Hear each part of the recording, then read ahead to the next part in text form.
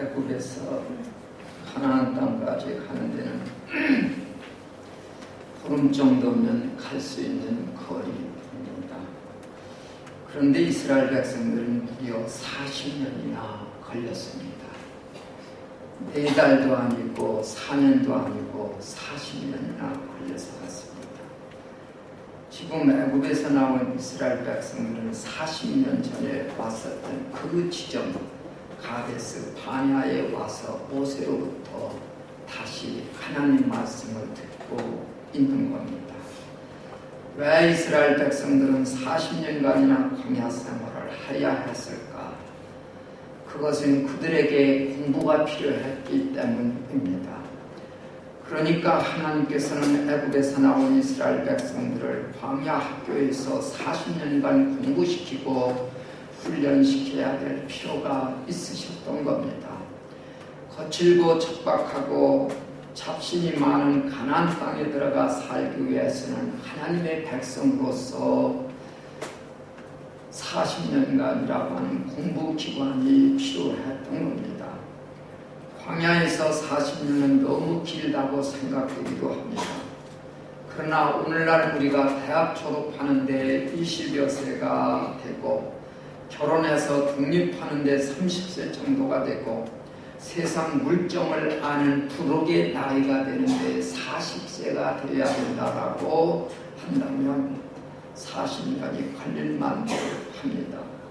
물론 하나님께서 40년이라 하신 것은 민수기 13장 이하에 나와 있는 대로 가나안 땅의 정탐 같던 정탐꾼들의 불신앙적인 보고와 백성들이 원망하며 애굽으로 되돌아가자고 반항했던 일 때문입니다. 정탐했던 40일의 하루를 1년으로 쳐서 40년으로 정했던 겁니다. 하나님께서 정하신 광야 40년은 이스라엘 백성들의 불신앙 때문에 시작되었지만 이 기간은 훈련 기간이고 연단 기간이고 배워야 하는 공부 기간이었습니다. 그럼 하나님께서 그 40년 동안 광야에 살게 하시면서까지 하나님께서 친히 구원하시고 사랑하는 그 백성들에게 가르치고자 하셨던 과목이 무엇이었는가? 가나안 땅의 언어와 글자였는가? 아니면 가나안 땅의 풍습과 전통이었는가? 아니면 가나안 사람들을 싸워 이길 수 있는 전술이었는가? 오늘 말씀은 그 40년간 배워야 했던 과목이 무엇인지를 알려주시는 말씀입니다. 우리들도 오늘 말씀을 통해서 깨닫고 하나님 은혜 속에서 후회 없는 복된 삶이 되어야 하겠습니다. 하나님께서 광야 40년 생활 속에 가르치고자 하셨던 과목은 3가지였는데 첫째 과목은 겸손이셨습니다. 우리 다 함께 오늘 말씀 8장 2절을 한번 보시겠습니다. 신명기 8장 2절입니다. 내 하나님 여호와께서 이 40년 동안에 내게 광야길을 걷게 하신 것을 기억하라. 이는 너를 낮추시며 지키는지 아니 지키는지 알리하시니라. 3절에서도 너를 낮추시며 광야길을 걷게 하신 것을 기억하거라. 이는 그 이유는 너를 낮추십니다. 이스라엘 백성들은 목이 고든 백성들이었습니다. 출애굽할 때부터 광야에 이르기까지 그 숱한 하나님의 능력과 돌보심과 인도를 체험했음에도 불구하고 여전히 원망하고 여전히 불평하고 반항적이었습니다. 모세가 시내산에 올라간 그 40일을 참지 못하고 금송아지 우상을 만들어 놓습니다. 애굽으로 되돌아가자고 선동하기도 합니다. 10번이나 하나님을 원망하고 대들기도 합니다. 시딤에서는 모압 여인들과 간음하기도 합니다. 이렇게 그들은 하나님의 은혜를 모르고 교만했습니다. 그런 그들에게는 무엇보다도 겸손이 필요했던 겁니다. 가나안 이방 사람들이 있는 땅에 들어가 실패하지 않고 잘 살려면 겸손이 필요했던 겁니다. 그래서 하나님께서는 40년간 광야 학교에 입학시켜서 겸손을 배우게 하신 겁니다.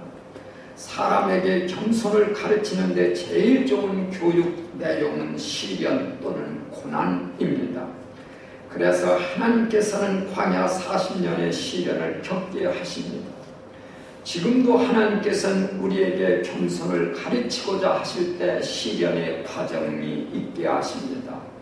때로는 몸을 아프게도 하시고, 때로는 실패하게도 하시고, 때로는 시험에 떨어지게도 하시고, 때로는 자랑하던 것을 가져가기도 하십니다. 곡식과 과일이 비바람 맞으면서 여물어 가듯 사람도 시련의 과정을 통해서 성숙되고 겸손해져 갑니다. 욥기 23장 10절에서 욥은 그가 나를 연단하신 후에는 내가 정금같이 나오리라고 고백했고, 베드로전서 1장 7절에서 베드로 사도는 믿음의 시련은 불로 연단한 금보다 귀하다라고 하셨습니다. 시련은 교만을 드러내고 겸손케 하는 특효약입니다. 하나님께서 사람을 쓰시고자 하실 때 제일 방해되는 것이 뭔지 아세요? 교만입니다. 하나님께서는 무식한 사람도 쓰실 수 있습니다. 장애인도 쓰실 수 있습니다. 심지어 말 못하는 당나귀를 통해서도 하나님은 쓰시고 말하게 하시고 깨우치셨습니다. 그러나 교만한 사람은 안 됩니다. 그래서 혈기 많고 교만한 모세를 쓰시고자 할 때 하나님은 위대한 광야로 보내서 양치기가 되게 하셨던 겁니다. 한번 생각해 보세요. 모세는 애굽 바로 왕의 공주에 의해서 물에서 건진받아서 이름을 모세라고 그랬습니다. 공주의 아들로서 입적이 되어서 궁궐 속에서 40년간 공주의 아들로 큽니다. 그런 모세가 민족 감정에 의해서 혈기로 주먹을 휘두르다가 살해납니다. 그래서 그는 위대한 강요로 피신을 갑니다. 그 피신간 40년간 그는 양을 몰고 이 골목 저 골목 이산서난 돌아다니는 양치기가 됩니다. 궁궐에 있던 자가 양치기가 된 겁니다. 그렇게 40년 동안 모세는 낮아질 대로 낮아집니다. 요새말로 짓밟힐 대로 짓밟히는 겁니다. 궁궐에 있던 그 40년 큰 사람이 그 양치기로서 한번 생각해 보세요. 양똥 만지면서 이게 완전히 짓밟힐 대로 짓밟혀집니다. 드디어 80세가 됩니다. 그러자 하나님께서는 모세야 불러서 내가 애굽에 내려가서 민족을 건져야 하고, 그때 모세는 도저히 자신이 없었습니다. 하나님, 저는 안 됩니다. 저는 못합니다. 저는 말도 못하고요. 제가 어떻게 그 일을 해요? 5번이나 하나님에게 도저히 저는 못 간다고 진심으로 자신이 없었습니다. 그러자 5번째 하나님께서 화를 내십니다. 책망을 하십니다. 그래, 나 그러면 내 형하고 같이 가! 그래서 아론을 딸리는 겁니다. 신약에 와서 교만했던 바울을 쓰시고자 할 때도 하나님은 그의 눈이 보이지 않게 합니다. 그리고 이름 없는 한 성도에 의해서 안수받게 합니다. 나중에는 몸에 불치병을 갖게 합니다. 그래서 바울 사도는 이렇게 고백합니다. 고린도후서 10장 7절에 너무 자만하지 않게 하시려고 내 육체에 가시고 사단의 사자를 주셨으니 이는 나를 쳐서 너무 자만하지 않게 하려 하심이니라. 몸에 육체에 가시 이 불치병을 가지고 모세는 이 바울 사도는 사역했는데 그 불치병이 뭔지는 확실치 않아요. 안질이라고도 하기도 하고, 심지어 간질병이라고 하는 학설이 제일 타당성이 있다고 그럽니다. 하나님께서는 교만한 자를 깨우치고자 벌주신 경우도 여러 번 있습니다. 교만해진 아사 왕에게는 발병을 들게도 하셨고요. 우시야 왕에게는 문둥병이 들게도 하셨고요. 여호람 왕에게는 창자가 썩게도 하셨고요. 헤롯 왕에게는 벌레가 먹게도 하셨고요. 느부갓네살 왕에게는 7년간 파멸시켜서 깨우치고 난 후에 다시 왕자리로 되돌려놓습니다. 교만은 파망의 선봉입니다. 교만한 이스라엘 백성들이 가나안 땅에 그대로 들어가 날뛰다가는 실패할 게 뻔했습니다. 그래서 하나님께서는 그가 사랑하는 이스라엘 백성들에게 겸손을 가르치시고자 40년의 거칠은 광야길을 걷게 하신 겁니다. 겸손, 이것은 40년이 아니라 80년이 걸리더라도 하나님의 사람들이 배워야 될 과목입니다. 사람은 하나님의 은혜를 모르고 부모님의 은혜를 모르고 이웃의 은혜를 모르면 교만해지기 쉽습니다. 교만해지면 하나님도 버리고 부모님도 버리고 이웃도 버립니다. 오늘 말씀 신명기 8장 12절을 한번 찾아보시겠습니다. 8장 12절 그 자리죠. 12절 내가 먹어서 배부르고 아름다운 집을 짓고 거주하게 되고 13절 또 내 소와 양이 번성하며 묘사로 말하면 돈 벌고 잘 살고 내 은금이 증식되며 내 소유가 다 풍부하게 될 때에 14절 어떻게 조심하라고요? 내 마음이 교만하여 내 하나님 여호와를 잊어버릴까 염려하라. 사람은 교만해지면 하나님 버리고요, 부모님 버리고요, 이웃도 버릴 위험이 있습니다. 우리 그리스도인들은 바울 사도 말씀처럼 나된 것은 모두 하나님의 은혜입니다 라는 고백이 있어야 됩니다.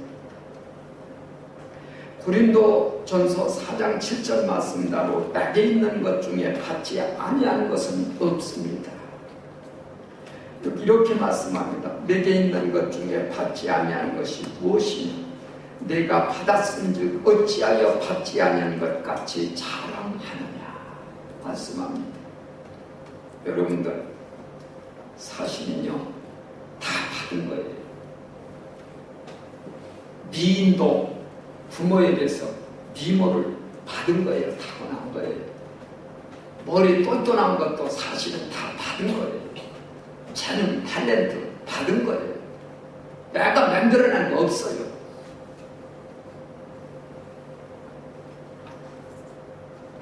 우리는 살아가는데 모든 과정은 하나님과 부모님과 이웃들의 은혜입니다. 우리는 내 힘으로 태어나는 것도 아니고 내 힘으로 성장되는 것도 아니고 내 힘으로 사라지는 것도 아닙니다.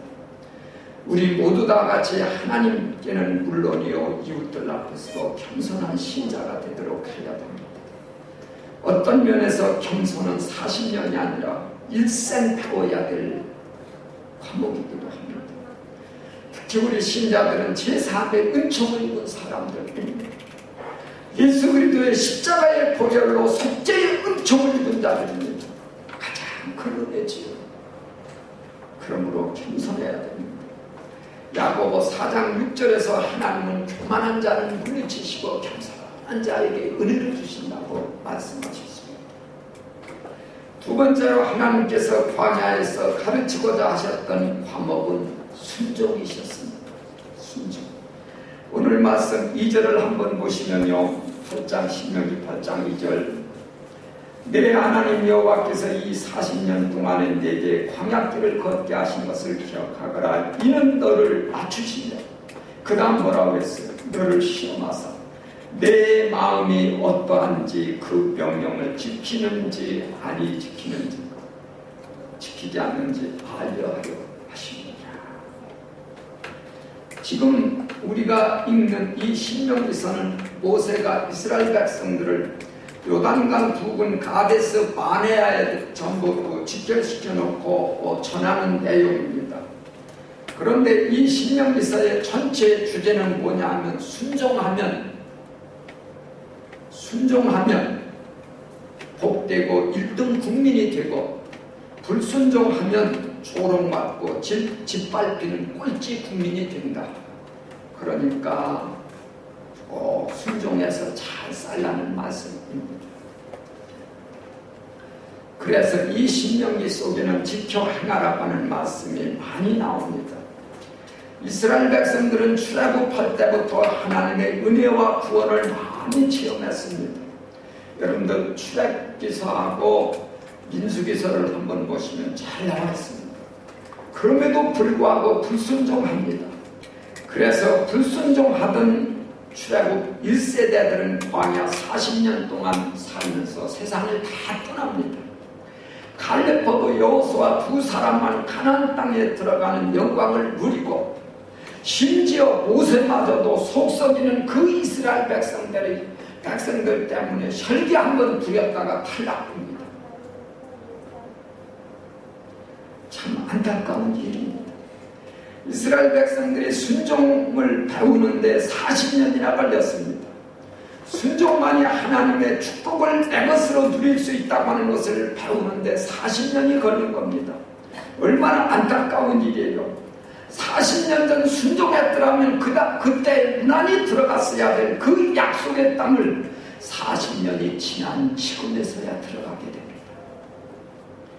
우리는 살면서 원점으로 다시 돌아가서 시작할 때가 있습니다. 많은 시련을 겪고 고생하고 발버둥치다가 결국 원점으로 다시 돌아가서 새롭게 시작할 때가 있습니다. 이런 경우 값진 깨달음과 경험과 연단을 배우는 경우도 있지만 안타깝게도 헛된 경우도 있습니다. 심한 경우에는 가슴치며 후회하지만 돌이킬 수 없는 경우도 있습니다. 우리 누가복음 15장에 보면 탕자 비유가 나오는데 아버지 말씀 어기고 집을 나갔던 그 둘째 아들은 결국은 빈털터리 거지가 되어서 돌아옵니다.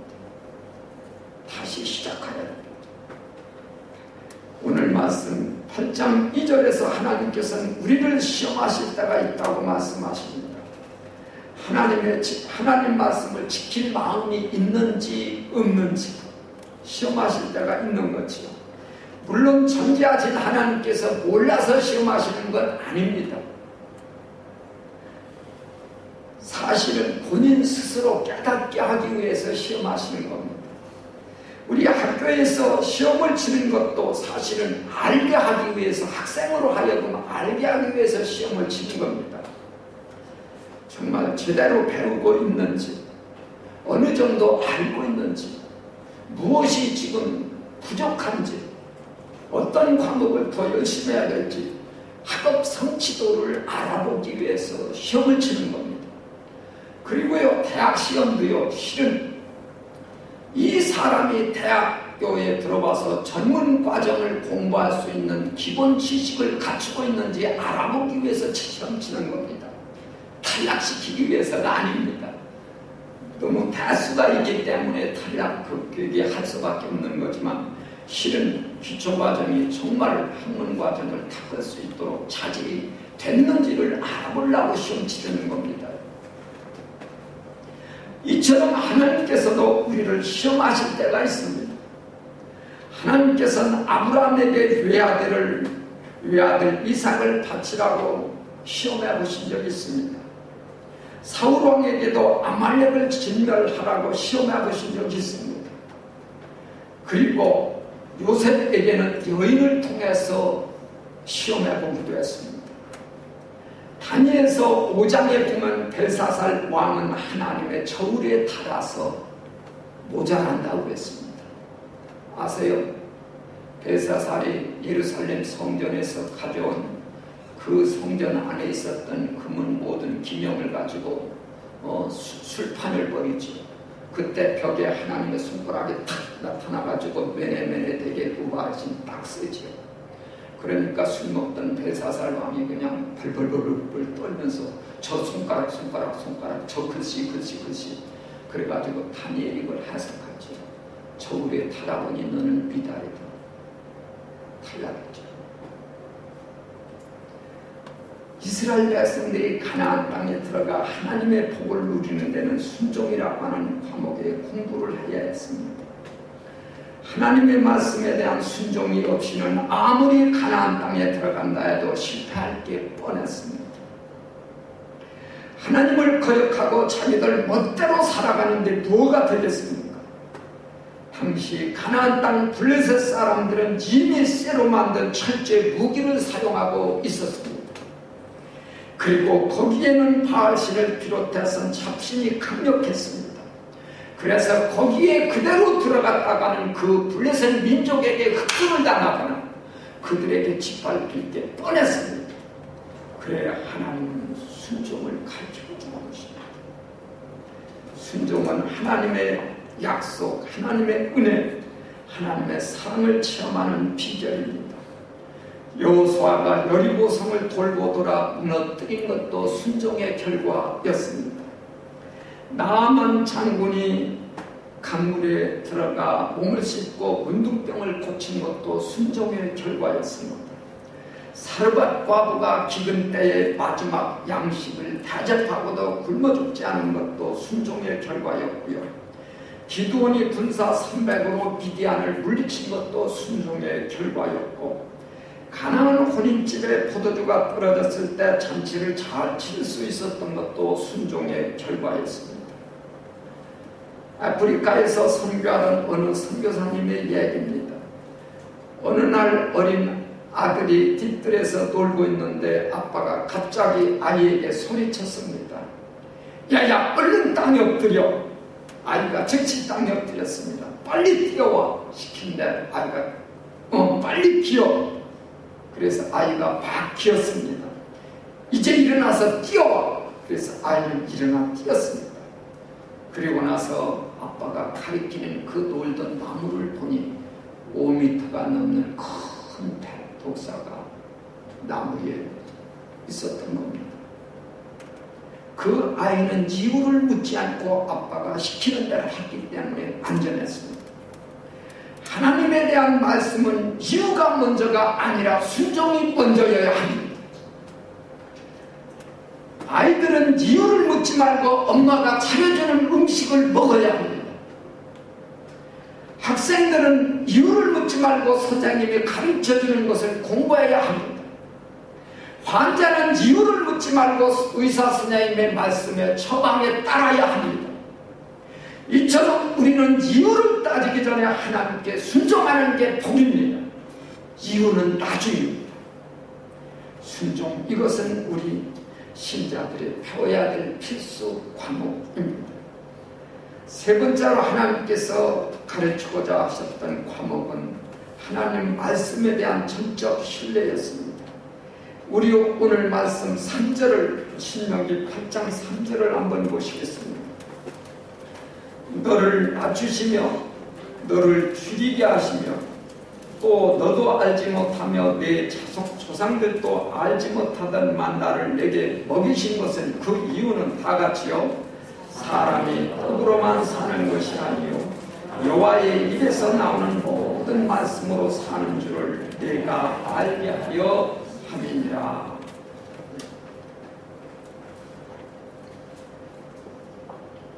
사람이 사는 것은 떡으로만 사는 것이 아니요 하나님의 입에서 나오는 모든 말씀으로 살 수 있다고 하는 이 진리를 가르치기 위해서 하나님께서는 그렇게 40년을 참으셨습니다. 이 진리는 그만큼 중요했습니다. 사실 우리가 평생을 예수님 믿고 신자로 살아가도 이 원칙을 깨닫지 못하고 살다가 세상을 떠날 수도 있습니다. 평생 먹는 것, 입는 것, 마시는 것 때문에 허덕이다. 그러니까 의식주 문제 때문에 평생을 돈 벌어야지, 돈 벌어야 잘 먹고 잘 살지 하면서 먹는 것 때문에 예배 한 번 제대로 드려보지 못하고 감사 한 번 제대로 하지 못하고 아이들 한 번 따뜻하게 안아주지 못하고 안식 한 번 제대로 하지 못하고 살 수도 있습니다.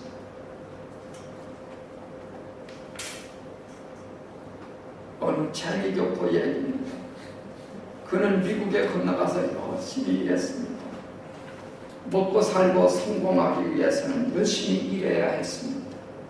새벽부터 밤늦 때까지 뛰고 뛰었습니다.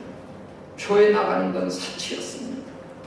쉬는 것도 팔자 좋은 사람이나 하는 소리였습니다. 그렇게 열심히 뛰다 보니 돈은 모아졌습니다. 그리고 가게도 들였습니다.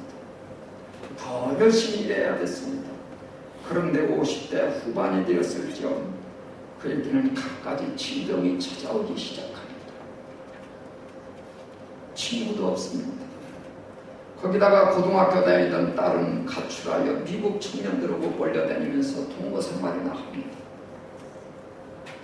부인마저 돈만 아는 당신하고는 더 이상 못 살겠다고 헤어지자고 그럽니다. 우리는 돈 하다가 원점으로 돌아가야 된다고 했습니다. 사람에게는 떡도 필요합니다만 떡으로 사는 것이 아니라고 하는 것이 오늘 말씀입니다. 떡으로만 우리에도 어울립니다. 사람에게는 떡이 꼭 필요합니다. 의식주가 꼭 필요합니다. 그래서 주님 예수께서는 기도 가르치실 때 주기도문에서 일용할 양식을 위해서도 기도하라고 구하라고 그러지 않습니까? 심지어 예수님께서도 목마르니까 사마리아 여인에게 물을 한 잔 얻어 드셨습니다. 그리고 오병이어 굶주린 분들에게 먹이셨지 않습니까? 꼭 필요합니다. 그러나 하나님은 오늘 말씀에서 사람이 떡으로만 사는 게 아니요, 떡만 있다고 되는 게 아니고 하나님의 입에서 나오는 모든 말씀으로 살아야 된다 말씀합니다. 이스라엘 백성들은 광야 40년 동안 천박생활, 즉 텐트 생활했습니다. 며칠 머물다가 구름이 딱 뜨면 옮깁니다. 몇 주 머물다가 떠나기도 하고요, 몇 달 머물다가 떠나기도 합니다. 그래서 그들의 생활은 안정되지 못하고 불편되었습니다. 옮겨 다니니까 농사 지을 수도 없고 가축을 기를 수도 없고 집을 지을 수도 없고 우물을 팔 수도 없었습니다. 그러나 그 40년 동안 하나님의 은혜로 지냈습니다. 물론 그 40년은 힘든 시련의 시기이기도 했습니다. 때로는 물이 부족했고 때로는 고기가 먹고 싶고 때로는 채소도 먹고 싶었습니다. 때로는 더위 때문에 때로는 추위 때문에 힘든 경우도 있었습니다. 그러나 그 40년 동안 먹을 물이 없고 먹을 양식이 없어 굶어 죽은 사람은 단 한 사람도 없었습니다. 물이 없을 땐 물을 주셨고 양식이 없을 땐 만나를 주셨고 고기가 먹고 싶을 땐 메추라기를 주셨고 낮에 더위는 구름기둥으로 가려주셨고 밤에 추위는 불기둥으로 보호해 주셨고 적군이 나타났을 적에는 하나님이 물리쳐 줬습니다. 오늘 4절 말씀에 의하면 40년 동안 의복이 헤어지지 아니했고 발이 붉지 아니했다고 했습니다. 그러니까 입을 옷이 없어서 떨게 된 사람은 없다는 말씀입니다. 40년 동안 광야에서 이스라엘 백성들의 삶은 하나님의 말씀에 좌우되었습니다. 먹고 사는 것과 살고 죽는 것이 전적으로 하나님의 말씀에 달려 있었습니다. 하나님께서 먹을 것을 주시면 먹을 것이 있었고 먹을 것을 주시지 아니하면 먹을 것이 없었습니다. 그래서 생사가 하나님의 손에 달려 있었습니다. 물론 먹을 것을 안 준 적은 없습니다. 광야에서는 출발하라는 신호만 떨어지면 움직여야 됐기 때문에 딴 게 할 게 없었습니다. 그저 둥지에 있는 새끼새들이 어미새가 물어다주는 먹이만을 기다릴 수밖에 없듯이 광야의 이스라엘 백성들이 그랬습니다. 그래서 이스라엘 백성들이 40년 동안 철저하게 깨달아야 했던 건 뭔가, 그것은 하나님 말씀에 대한 전적인 신뢰였습니다.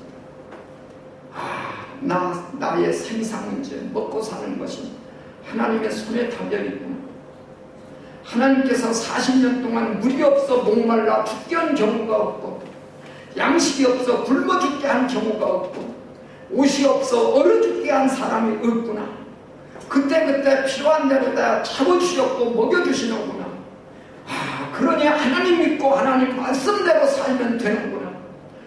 하나님께서 가라 하면 가고 머물라 하면 머무르면 되는구나.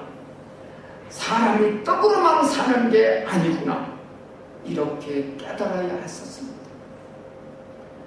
예수님께서도 40일 금식하시는 주이셨을 때 마귀가 와서 이 돌을 들어서 떡을 만들어 먹으라고 그랬습니다. 그때 예수님이 바로 이 말씀을 인용하십니다. 사람이 떡으로만 사는 게 아니요, 하나님의 입으로 나오는 모든 말씀으로 산다고 성경에 기록되어 있느니라. 그러면서 물리쳤습니다. 우리가 사는 데는 떡이 있어야 합니다. 의식주가 꼭 있어야 합니다. 이것 때문에 우리는 매일 부지런히 움직여야 하고 일해야 합니다. 우리 신자들은 떡을 위해서 더 열심히 일하고 더 열심히 노력하시기 바랍니다. 이 더운 나라 땅 말레이시아까지 와서 고생하는 여러 성도님들 성공하시기를 축원드립니다. 그러나 오늘 말씀, 사람이 떡으로만 사는 것이 아니요 하나님의 모든 말씀으로 살게 된다고 하는 이 진리, 이 원리만큼은 딱 붙잡으시기 바랍니다. 이걸로 줘서는 안 됩니다. 하나님 없이 나 혼자 살려고 발버둥 치다가 허무한 인생이 되어서는 안 된다는 것입니다. 하나님 말씀에 대한 전적인 신뢰, 전적인 의지 들었었죠. 이것은 이스라엘 백성들이 40년에 걸쳐 배워야 했던 과목이었습니다. 3년 전 2011년 8월 27일 신문에 실렸던 간증입니다. 가수였던 박재란 씨의 간증입니다. 그녀는 60, 70년대 전 국민을 배려시킨 가수였습니다. 깨꼬리 같은 목소리죠. 산 넘어 남천에는 님 진주족 여자의 소적제 우는 마을 비롯해서 천여 곡의 가요 노래를 불렀습니다. 인기 가수였습니다. 영화도 출연했습니다. LA 가서도 그는 인기를 누렸습니다. 그러나 그는 불법 체류자가 됩니다. 그리고 미국에서 재혼해서 영주권을 얻었지만 40줄이 넘어서 또 이혼을 합니다.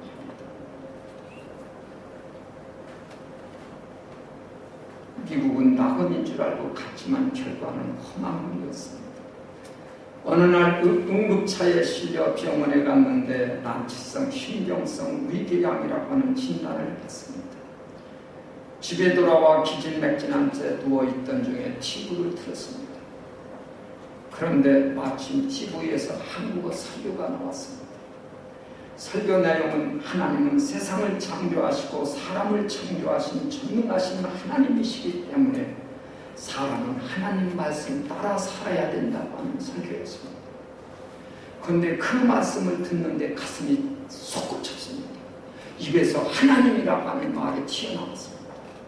그리고 그는 한국에 올 때 하나도 읽어서 다른 성경책 하나 딱 안고 왔습니다.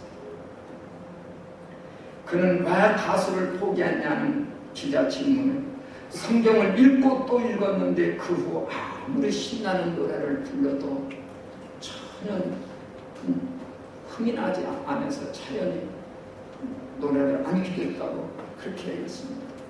숱한 역경을 어떻게 넘겼냐는 질문에 다 놓아도 성경만은 붙잡아야 됩니다. 거기에 놀라운 비밀이 있습니다. 라고 얘기했습니다. 예수님 만나지 못했다면 어떻게 되었겠냐고 질문에 몸이 오싹하지요. 예수님 없는 인생은 공허할 뿐입니다. 세속적인 기쁨은 움켜쥐면 움켜질수록 허무해집니다. 얼마나 많은 스타들이 비극으로 상을 마쳤는지 잘 아시잖아요. 오히려 질문했습니다. 그녀는 지금 권사로서 안산 인산교회를 섬기고 있습니다. 간증도 많이 나가죠. 주일 성수가 어렵지 않냐는 질문에 어린아이가 집을 나왔다고 치면 밖으로만 놔둘다간 어떻게 되겠어요? 교회는 집과 같은 곳인 것이요 라고 했습니다. 성도님들, 호국단학교에 오셔서 고생 많이 하시는데 아무쪼록 하나님의 축복이 있으시길 바랍니다. 삶과 가정에 주님의 은혜가 있으시길 바랍니다. 예수님께서 내가 온 것은 양으로 생명을 얻게 하고 더 풍성히 얻게 하려 함이라고 말씀했습니다. 주님은 풍성한 삶, 은혜 있는 삶을 누리게 하시는 선한 목자이십니다. 기도하시겠습니다.